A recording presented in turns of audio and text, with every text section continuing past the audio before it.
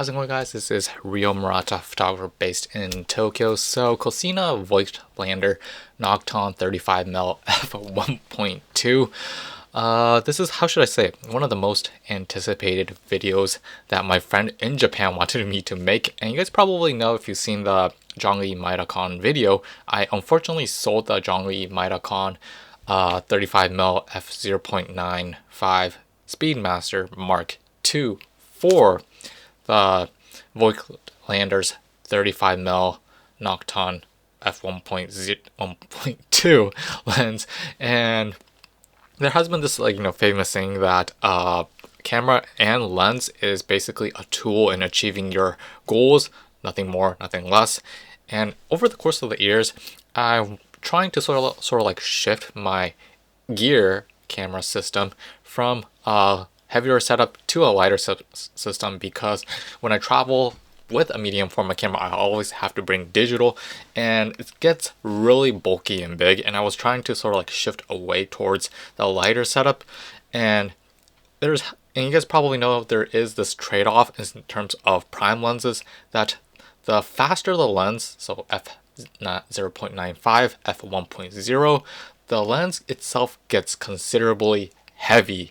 And this is sort of like a trade-off that exists, and the opposite is true. A slower lens results in a lighter sort of lens.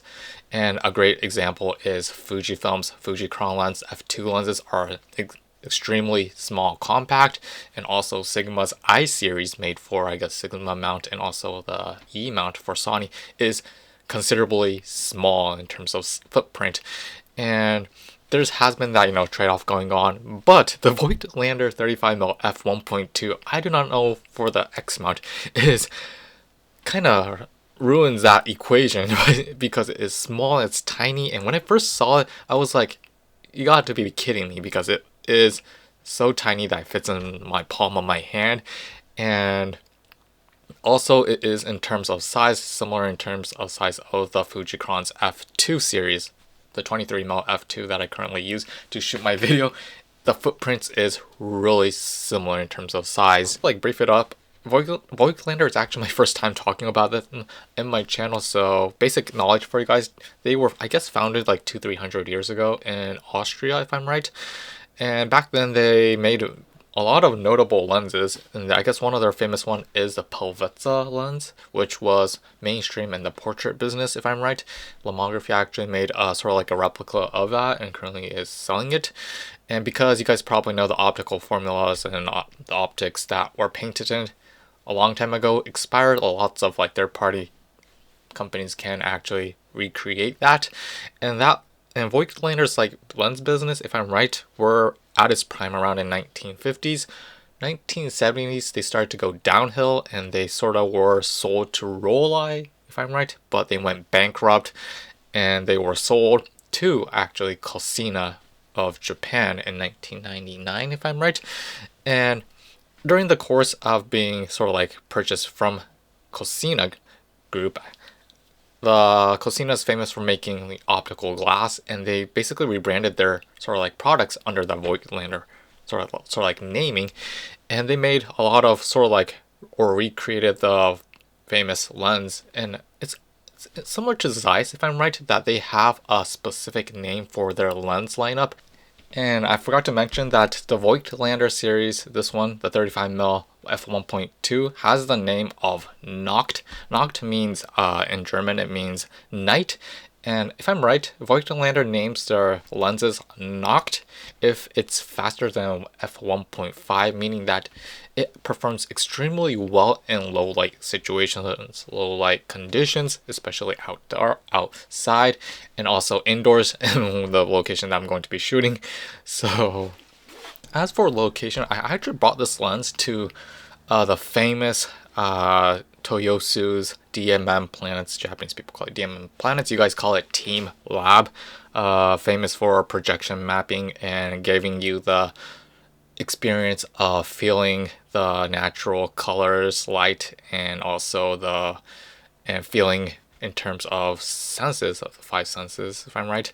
And interesting enough, this location you don't want to go alone, obviously, and I've been waiting for that opportunity to visit this because this is a location where you don't want to go alone. You want to go with someone.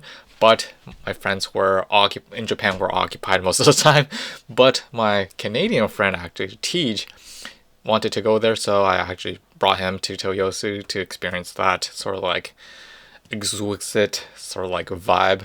And ironically, when he arrived from Canada to Tokyo, I actually stalked his sort of like flight actually by giving him precise time and location when he arrived to Tokyo, and kind of freaked him out. And ever since then, he never showed his face on my photos that I took, unfortunately. So yeah, that's something I shouldn't have done, unfortunately. So. And in the meantime, I realized that Teach came to Toyosu later than expected, so I basically had a little bit of time to shoot around with this lens actually around the Toyosu station area before going to DMM, sort of like team lab facility. And before that, I actually saw this sort of like food truck that was serving coffee, Izumi Express if I'm right, and I basically asked the owner if I could shoot a couple of their photos to get some kind of insight of this lens, and he said yes. So I basically snapped away a couple of like shots along the way before the grand finale of the DMM Planets.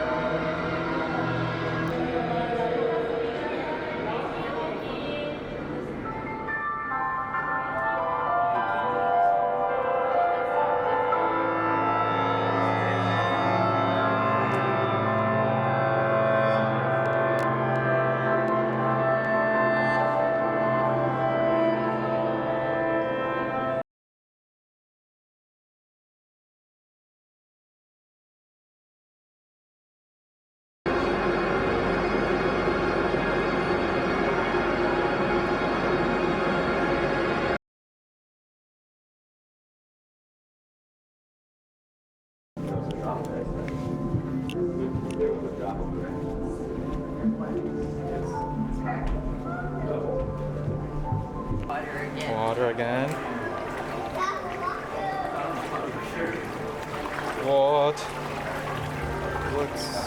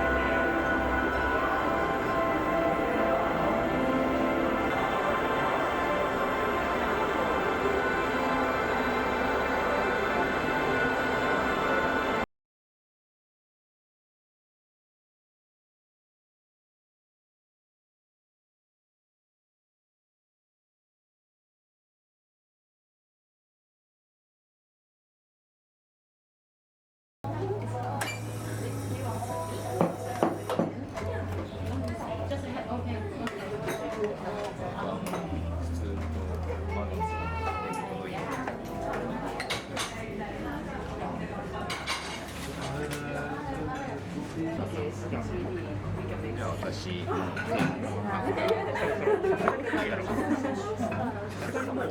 bellies.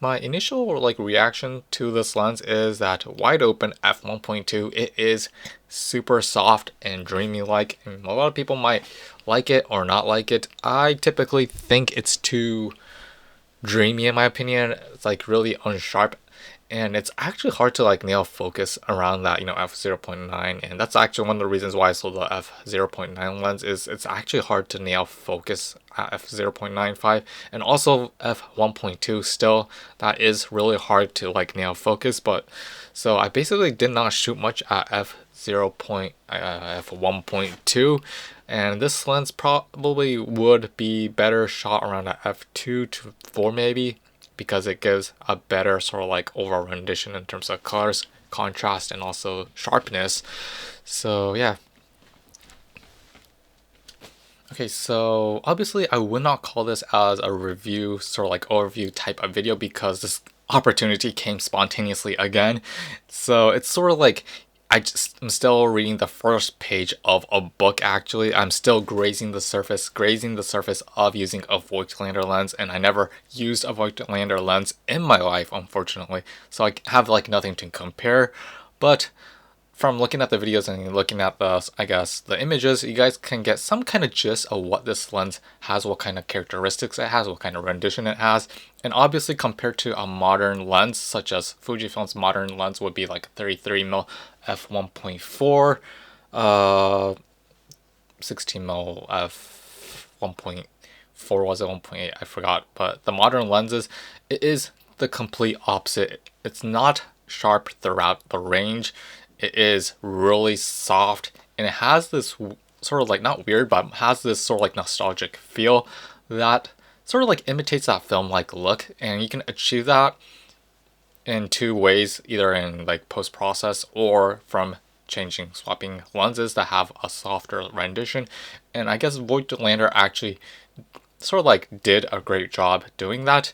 But like I said, I'm still grazing the surface, so the longer I use it, the more expertise I have with this lens. I can say more, I can state more with confidence. But because this purchase happened recently, and I'm still testing it out and trying it out, this is basically the only thing I could mention. So hopefully I gave you guys some kind of overall meaningfulness of what this lens would look if you shot it in various conditions. And yeah.